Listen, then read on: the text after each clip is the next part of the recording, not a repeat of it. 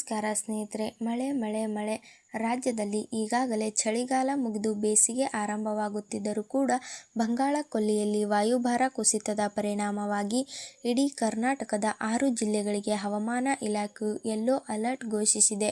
ಇನ್ನೇನು ಬೇಸಿಗೆ ಆರಂಭವಾಗುತ್ತಿದೆ ಎನ್ನುವಷ್ಟರಲ್ಲಿ ಬಂಗಾಳ ಕೊಲ್ಲಿಯಲ್ಲಿ ವಾಯುಭಾರ ಕುಸಿತದ ಪರಿಣಾಮವಾಗಿ ಕರ್ನಾಟಕದ 6 ಜಿಲ್ಲೆಗಳಿಗೆ ಹವಾಮಾನ ಇಲಾಖೆಯು ಯೆಲ್ಲೋ ಅಲರ್ಟ್ ಘೋಷಣೆ ಮಾಡಲಾಗಿದ್ದು, ಭಾರೀ ಪ್ರಮಾಣದ ಮಿಂಚು, ಗುಡುಗು, ಸಿಡಿಲು ಸಹಿತ ರಣ ಮಳೆ ಬೀಳಲಿದೆ. ಇದೇ ಮುಂದಿನ 3 ದಿನಗಳ ಕಾಲ ಭಯಂಕರ ಮಳೆ ಆಗಲಿದ್ದು, ಸಾರ್ವಜನಿಕರು ಅಗತ್ಯ ಮುನ್ಸೂಚನೆಯ ಕ್ರಮಗಳನ್ನು ತೆಗೆದುಕೊಳ್ಳಲು ಸೂಚಿಸಲಾಗಿದೆ.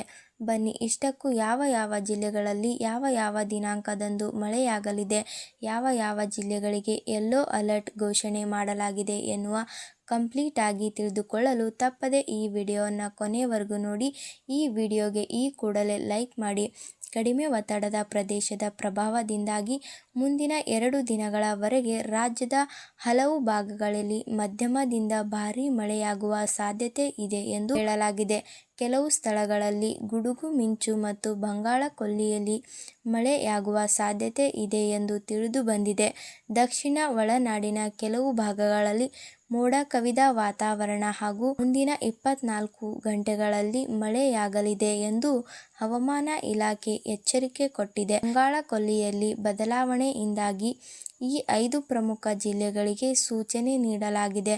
ಚಿಕ್ಕಮಗಳೂರು, ಕೊಡಗು, ದಕ್ಷಿಣ ಕನ್ನಡ, ಶಿವಮೊಗ್ಗ, ಹಾಸನ 5 ಜಿಲ್ಲೆಗಳಲ್ಲಿ ಮುಂದಿನ 2 ರಿಂದ 3 ದಿನಗಳ ಕಾಲ ಮಳೆಯಾಗಲು ಸಾಧ್ಯತೆ ಇದೆ ಎನ್ನುವ ಹವಾಮಾನ ಇಲಾಖೆ. ಆಂಧ್ರ ಪ್ರದೇಶದಲ್ಲಿ ಮಳೆ ಎಚ್ಚರಿಕೆಯನ್ನು ನೀಡಲಾಗಿದೆ. ಕಡಿಮೆ ಒತ್ತಡದ ಪ್ರದೇಶದ ಪ್ರಭಾವದಿಂದಾಗಿ ಮುಂದಿನ 2 ದಿನಗಳವರೆಗೆ ರಾಜ್ಯದ ಹಲವು ಭಾಗಗಳಲ್ಲಿ ಮಧ್ಯಮದಿಂದ ಭಾರೀ ಮಳೆಯಾಗುವ ಸಾಧ್ಯತೆ ಇದೆ ಎಂದು ಹೇಳಲಾಗಿದೆ. ಕೆಲವು ಸ್ಥಳಗಳಲ್ಲಿ ಗುಡುಗು, ಮಿಂಚು ಮತ್ತು ಬಿರುಗಾಳಿಯೊಂದಿಗೆ ಮಳೆಯಾಗುವ ಸಾಧ್ಯತೆ ಇದೆ ಎಂದು ತಿಳಿದು ಬಂದಿದೆ. ಆಂಧ್ರ ಪ್ರದೇಶದ ಹವಾಮಾನ ಇಲಾಖೆ ಪ್ರಮುಖ ಸೂಚನೆಯನ್ನು ನೀಡಿದೆ.